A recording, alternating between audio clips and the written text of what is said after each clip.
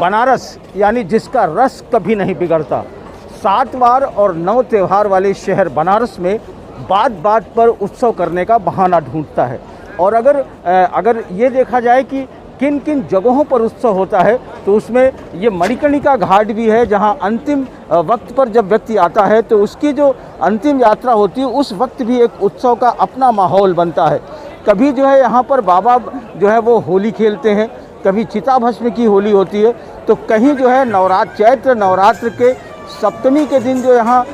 मसान नाथ है, उस मसान नाथ को लेकर के एक जो है बड़ा भव्य आयोजन होता है। और नगर बधुएँ, जो तमाम नगर बधुएँ हैं, वो इस तरीके की स्टेज पर आकर के नृत्य करती हैं और यहाँ पर नृत्य करके वो जो है अपना जो है वो बाबा मसान नाथ के ऊपर अपनी जो है नृत्यांजलि प्रस्तुत कर उन्हें प्रसन्न करने की कोशिश करती है। यानी एक तरफ जो है वो मौत है और दूसरी तरफ जो है वो दूसरी तरफ जो है ये नृत्य का उत्सव होता है और ये अपने आप में बहुत ही अद्भुत होता है। तो क्या है ये परंपरा और क्यों यहाँ पर ये परंपरा शुरू हुई? हमारे साथ इसके आयोजक हैं गुलशन जी, हम उनसे जानने की कोशिश करेंगे क्या है ये परंपरा जो इस जगह होती है। ये राजा मानसिंह द्वारा अपनी माँ के काशीवास के लिए वो दशाश्वमेध घाट पे उन्होंने 300-350 साल पहले जब उनका कार्यकाल था तो उन्होंने मान महल नाम से एक महल बनवाया था और उसी समय उन्होंने बाबा मसान नाथ जी का मंदिर का जीर्णोद्धार कराया था। जीर्णोद्धार पूर्ण होते होते बाबा का वार्षिक श्रृंगार का आयोजन भी आ गया, वो तिथि आ गई। तो बाबा महाराज मानसिंह द्वारा ये सोचा गया कि यहाँ भी मैं उत्सव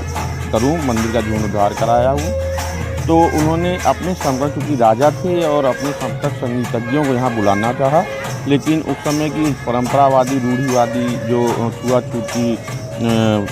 परंपराएं थी, इस कारण कोई भी बड़ा संगीतज्ञ महामसान के आने से कतराता था, तो कोई नहीं आया, जिससे राजा मानसिंह काफ़ी दुखी थे। तो ये चिंता उनकी पूरे नगर में फैली और तभी वहाँ काशी के नगर वधुओं को ये जानकारी हुई कि ऐसी ऐसी यहाँ बात है कि यह राजा कोई आगे दुखी है और बाबा मसान का श्रृंगार कराना चाहते हैं। तो उन्होंने नगर वधुओं ने ये संदेश राजा तक भिजवाया अपना कि अगर राजा मानसिंह जी की कहें तो हम सभी बाबा का श्रृंगार महोत्सव कर सकते हैं, जिससे राजा मानसिंह काफ़ी प्रसन्न हुए थे और उन्होंने पूरे राज्य के सम्मान से उस समय की नगर वधुओं को आमंत्रित किया और उन्होंने यहाँ नृत्य संगीत जो कि देवता, जिस नृत्य संगीत के जनक हैं भगवान शिव शंकर देवाधिदेव महादेव, जिनका एक नाम नटराज भी इसी कारण पड़ा, तो उनको प्रसन्न करने के उद्देश्य से नगर वधुओं ने यहाँ नृत्य संगीत प्रस्तुत किया। मतलब वही परंपरा चली आ रही। और इसके साथ ही एक और चीज़ भी जुड़ गई कि नगर वधुओं के मन में एक धारणा बन गई कि मैं जो मुक्ति या मोक्ष के देने वाले देवता हैं उनके सामने हम नृत्य संगीत अपना प्रस्तुत कर रहे हैं, तो इससे उनको वर्तमान नरकीय जीवन से मुक्ति या मोक्ष मिलेगा और उनका अगला जन्म शुरू होगा। तो ये एक बड़ी बात है जिसको लेकर के ये परंपरा की शुरुआत हुई है। और जो है वो अगर हमारे आप पीछे देखेंगे तो ठीक जो है वो धड़कती हुई चिताएँ आपको नज़र आएंगी जहाँ पर की है, और उससे जो शोकमग्न लोग आते हैं वो इन चिताओं के बीच में जब उनके साथ जो नृत्य का संगीत होता है तो आप कह सकते हैं कि जो जीवन का अंतिम सत्य है, जो मौत का जो सत्य है, वो जो है सत्य यहाँ पर नज़र आता है। और उसमें जो है एक उत्सव आता है कि क्योंकि काशी में मौत का भी एक उत्सव है, क्योंकि यहाँ पर शिव जो है वो तारक मंत्र देते हैं और वो तारक मंत्र दे करके वो सारी चीज़ें करते हैं। सबसे पहले जो ये कार्यक्रम होता है, मसान नाथ का जो मंदिर है, उस मंदिर के अंदर जो है वहाँ पर बाबा का श्रृंगार होता है। उस श्रृंगार में जो है वो जो नगर बधुएँ हैं वो लोग जो है वो पहले अपनी नृत्यांजलि प्रस्तुत करती हैं। नृत्यांजलि प्रस्तुत करके वो सारे लोग जो है वहाँ पर अलग अलग तरीके से डांस करके अपना तरीके से भावांजलि होता है, उनका नृत्यांजलि के साथ जो भावांजलि है वो वहाँ पर प्रस्तुत करती हैं। और जो काशी में कहा गया है कि भगवान शंकर जो है वो यहाँ पर तारक मंत्र दे करके लोगों को मोक्ष देते हैं, यानी जीवन का जो अंतिम सत्य है, जो आत्मा का परमात्मा से मिलन का जो सत्य है, जो शिव में मिल जाने का